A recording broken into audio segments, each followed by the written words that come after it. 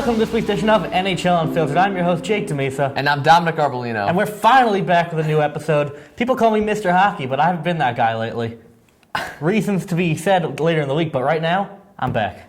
All right, so let's get right into it and talk about the playoffs. And so far, I see this, it's not the normal playoffs. I mean, you see a lot of the teams that are in it in the second round right now, you don't usually see around, most likely with the Western Conference. Yeah, and it's incredible to see those teams. We got the Sharks playing the Nashville Predators. Yeah. St. Louis Blues playing the Dallas Stars. 4 teams that you don't see make the second round a lot. I mean, the Blues, first round all the time by the Blackhawks, seems like. Yeah, and they get past that hump this year in yeah. 7 games. Yeah. And the whole thing's just incredible. I mean, it's cool to see, with almost every sport, you have these teams that it's almost like it's the same teams every playoffs. And now once you kind of get new ones in there and, they get a little farther, it's cool. It's really cool exactly. to see.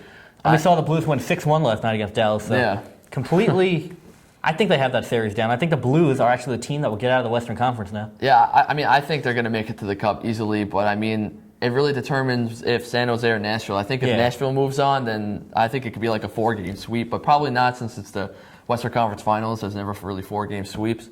But if San Jose makes it, I think they can give a little run, but I think St. Louis will take it easy. And San Jose's up 2-0 in that series right now? Yeah. I saw before the series, they said the Pekka Rinne. No, it's 2-1. Nashville won 2-1, last Nashville night. won? Yeah. Well, Pekka Rinne, and it's in Nashville, that's why they won home series so far. But Pekka Rinne, like I was about to say, he has the lowest goals against average against the Sharks of any team in the league. So that's why I thought at the beginning Pekka Rinne is going to take over the series, but a lot of people think the Sharks are the team to get out of the West. Kind of their experience, Marlowe, Thornton, Pavelski now. Yeah, and also when you have an offense like they do, it's pretty hard to stop. I don't care how good Nashville's defense is. San Jose's offense is ridiculous, so it's kind of hard to stop. And especially, they get in the slot a lot, and they just all have great chemistry where it's just, because most of them have been together for so long. Yeah. And we saw the Sharks, what's it called? Third in the Pacific during the regular season. Nashville gets the first wild card spot. So neither of these teams are really supposed to be there. And that's why I think the Blues will knock out whoever they play next round. Yeah. I just don't think Dallas has a good enough goalie to get past the Blues. And we've seen Brian Elliott really step up during the late regular season in the playoffs. Mm-hmm. So, yeah, with the Dallas Stars, it's we always talk about this, and we've been throughout the season, that we weren't a big fan of their whole goalie situation. When you have 2 goalies like Niemi and Letton, they're both starters, and they both almost have backup roles because they split the starts, and they just didn't have a dominant goalie to start the playoff series. Letton played well, but he just got through, And Dallas, the team, they have their good pieces. They have Sharp, they have Spezza, they have Eves. They have all those role players, but the 2 players you're always going to look at, Tyler Seguin and Jamie Benn. Yeah. And Seguin missed most of the first round with an injury. He's back now, but he has not been 100%. We can see that. Yeah. And that's why I don't think Dallas has enough right now to get past St. Louis. Yeah, he's not filling the role he needs to because of the injury, and we're going to have to wait and see. If they can somehow stay through the series, then maybe he'll realize he needs to step it up, but... Yeah. Well, we're going to send it to Joe now, who's live in St. Louis, to hear more about the Blues. Hi, I'm Joe Sorrentino, reporting live in front of the beautiful Scott Trade Center here in St. Louis, finally back on the show. So let's start off talking about this series. 2-1 St. Louis behind great play by their defense, Shattenkirk, Parenko. And then we have the forwards going off, Troy Brouwer, Vladimir Tarasenko, David Backes. It's been ridiculous for them. And the icing on top of the cake, Brian Elliott. He has been unstoppable in net. He has not been as good as he has been now in his whole career. And them riding on his back against one of the best offensive teams in the league in the regular season and in the playoffs, it's really good for St. Louis, and the outcome is probably going to be even better. Now let's talk about the fleeting team, Dallas Stars. With Tyler Seguin being out hurt, it's really hurtful. He's one of the top scorers in the NHL. Missing out on him is not very good. And Jamie Benn. He has been virtually invisible. He's been an average player in the playoffs, and somebody that is up for the MVP award. It's just not going to look good for him. Kari Lehtonen and Antti Niemi, the 2 guys in between the posts, sometimes we see both of them a lot in the playoffs, and both of them have been shaky. Niemi better than Lehtonen, but Lehtonen still somehow gets to start for these Dallas Stars. It's been really bad for the goalies. The regular season and the postseason, they've just been shaky. They haven't had a game where they've let in less than 2 goals or 2 goals exactly, and it's been very bad for them through the playoffs. One of them needs to step up, and without a high-end performance from Lehtonen or Niemi, it's just going to end very bad for the Dallas Stars against this powerful St. Louis team. And one more thing about Dallas, Oduya, Russell, their defensemen, virtually all of their defensemen have been horrible. They have not been able to shut down this strong St. Louis team. And when that happens, when St. Louis goes off, they are unstoppable. We could say that about the Chicago Blackhawks last year. Just like when they went off, they scored a lot of goals, and now St. Louis is doing the same thing. They're the new power in the West, and I see them making it to the Cup against the Pittsburgh Penguins, and I see St. Louis beating the Penguins in 6 games. That's how strong I think their team is. I revoked my old prediction of Rangers Kings because that was a little bit bad, and they both got knocked out in the first round, but it's okay. I do see new champions this year. St. Louis, it's going to happen, I'm telling you. All right, guys, I'm going to send it back to you in the studio. Thanks, Joe. Like I said, I agree the Blues are going to go all the way in the West. But talking about some teams not in the playoffs now, the draft lottery happened, and the Edmonton Oilers did not get the #1 pick. I mean, finally, let's just say that. But Toronto Maple Leafs, they come out at #1, and right now it's looking like they're going to take Austin Matthews, who you're a big fan of. We talked about him a lot, and rumors were swirling all around, though, that Patrick Lane might go #1, who really emerged late in the season. I mean, a great goal scorer, but then Toronto basically came out and said they're taking Austin Matthews. Yeah. Which I think is the right move. Winnipeg is #2. Winnipeg will take Patrick Lane. And I think those two, we're looking at McDavid and Eichel again. Maybe a little less than last year, skill-wise. Yeah. But these are really 2 guys above the rest of the class by far. I mean, I know Toronto was the first pick, but let's just talk about Winnipeg first. Not Winnipeg, Edmonton. And you look at them. I think they fell to 4 or 5. It's crazy about what Edmonton can have, because all these first round picks are just going to keep adding up, and it's like, they already have a great offense. Are they going to choose a defenseman probably? Well, Edmonton has to be good now. Now they have Connor McDavid. If they're not good, then they have no excuse. Exactly. They really if they go another 4 or 5 years without making the playoffs, then this organization is just never going to make the playoffs. Yeah, because they have one of the best players in hockey already at 19 years old. Yeah, I think they have a solid goaltender in Cam Talbot. He had a little bit of a rough season, but when you have no defense in front of him, you can't expect the goalie to have a good season. So yeah, we've talked about trades that could happen in the offseason. They might get Hamonic. Not going to go into that again. But Edmonton, they have moves they can make, so they could be a good team. Yeah, definitely. Said earlier in the year how Winnipeg, they play Edmonton in the Classic next year, the Winter Classic. I said, let's see Matthews versus McDavid. It'd be a great one. Mm-hmm. But Austin Matthews is American. I really wish he went to an American team. Toronto or Winnipeg, one of them's going to get him, and Austin Matthews not going to play in America. Yeah.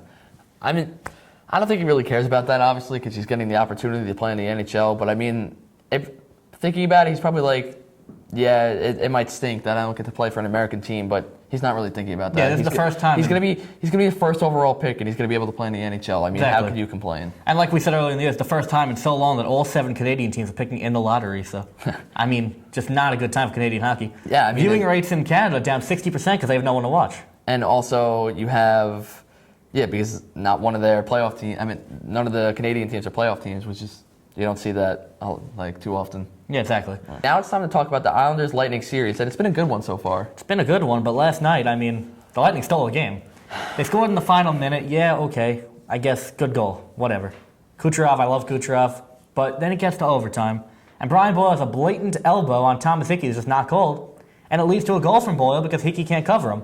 So I feel like the referees really screwed the Islanders, and you can call me biased because I'm an Islander fan, but I love both these teams. I've said it so many times. I love the Lightning, I love the Islanders, so I'm really not biased in this series. Obviously, I'm rooting for the Islanders, but I'm calling it how it is, and it was pretty obvious Boyle took a penalty there. You mentioned how the refs screwed them last night. I feel like they've been screwing them the whole playoffs. You look back in the Florida series, and there's... Because the Florida series, the Florida Panthers didn't have as many power plays as the Islanders. The Islanders kept getting power plays left and right in that series. Okay, but... All right, so then, I don't know. But the refs, last night, it was something else. And I feel like I just wish that, I don't know. It's just the refs were terrible last night. Let's talk about some of the calls in this series. You had a couple games ago, Clutterbuck gets called for a penalty when he's pushed into Ben Bishop. And they call him for a penalty, and it leads to a Lightning goal that wins them game 2. Yeah. And that leads to the Lightning taking over that game, taking over the series, basically. Because then, last night, you have Shane Prince, who's on a breakaway. He gets slashed. And they call a penalty, not a penalty shot, when clearly it's a breakaway. And also, you have, like we said, the overtime winner, Brian Boyle. Elbows Hickey, and then scores the goal. I mean, And people are saying Thomas Hickey flopped. Okay, flop or not, he's going to lay on the ice and let Brian Boyle score and not cover him. Like, let's be a little realistic here. Yeah. If they don't call the penalty right away and Hickey's not hurt, he's going to get up and try to cover Boyle. He's not just going to lay there. Like, yeah, agreed. Yeah, I mean, look at the game a little, people. yeah. But all right, we can't. There's still 4 more games possibly, so it's gonna. I still think it's gonna go down to the wire. I mean, it really all determines how Game 4 goes. If the Islanders let Game 4 go, their Lightning are gonna finish it up at home. See, I don't agree with that. I feel like the Islanders are going to lose Game 4 after what we saw last game. And I feel like they need to steal Game 5. If they outplayed Yeah, Game they 5... need to, but are they going to? That's the thing. Well, I think if they steal Game 5, they win the series. Even if they're down 3-1, they go back home Game 6, they win that. No, and okay, then a that Game I can 7. agree with. Yeah, but it's the thing is that if they're gonna get through to game, like if they can win in Game 5. Well, I do feel like they go down 3-1 because I don't think they could bounce back from what we just saw. I think they might too, also, but I'm just worried that they might not be able to make it through Game 5, only because of the home ice and everything. I mean, that'd be great for them too, obviously. But Well, my 2 predictions for the series, like I just said, Islanders lose in 5 or win in 7. And I still think the winner of this series is going to surprise the Penguins of the Capitals next series and make the Stanley Cup. see, that's the thing. It's speaking of the Capitals, Washington now. Matt Murray. Let's just talk about him for a minute. Absolutely amazing. Where did he come from? I mean, we saw it like that. Like if he gets on this run, that he could take Fleury's spot. But like, he's been amazing. Yeah, and comparing it He's to making the... Holtby look like an average goaltender when he was the best all year. Exactly, and comparing to the Islanders, really, we'll go to Murray in a minute, but comparing to the Islanders, who have been the best 2 goalies in this playoffs right now? Thomas Greiss and Matt Murray, 2 guys where backups in the regular season, they've just emerged and it's been incredible. Also, Murray wasn't even the backup. Murray was in the third string AHL, to, yeah, right? to Jeff Zatkoff. Yeah. So that's even crazier.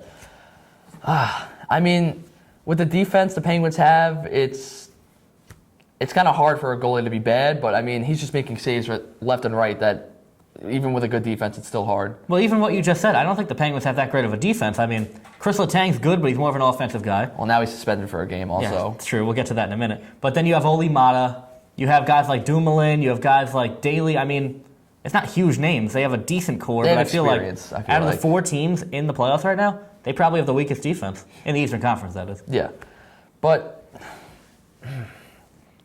it's crazy what the Penguins are doing. They're just on fire, and to be honest, I'm more scared of the Penguins than the Capitals. Like, say if I was the Lightning or the Islanders, I would want to be playing the Capitals, I think, in the Eastern Conference Finals. Yeah, exactly. Yeah.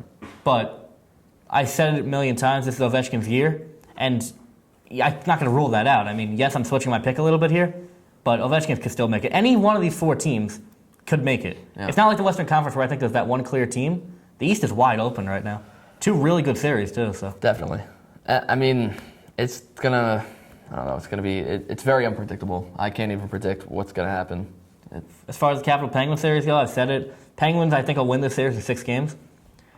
And, I mean, Matt Murray, if he plays like this, I don't think it could be wrong. Yeah. And, I mean, I think the Capitals could take it. I feel like it's going to be a push for them if they're going to, though. I think it's going to go to 7 games. But the only clear thing I can state that I'm pretty positive about is St. Louis making the Cup. That's the only thing. I mean, And I agree with that. they're just on fire right now. And Brian Elliott, I mean, we talked about him before. And we so said we'll Tarasenko go has to be an X deep. factor. He's been that X factor. I mean, he's had a really good postseason And so far. don't forget about the captain coming in clutch Yeah, for back how many is- times? 2 or 3 times, I Back think has now. been great. That defense with Pietrangelo has put up massive points for the Blues. Mm-hmm. Even Colton Parenko, guy who was a rookie during the season, he played really well. So Yeah. that's why I think the Blues are the most complete team. That's going to do it for this week's episode of NHL Unfiltered. Make sure to check back next week for more, as well as all the highlight reels that keep going up on YouTube. I'm Dominic Arbolino. And I'm Jake Demisa, signing out.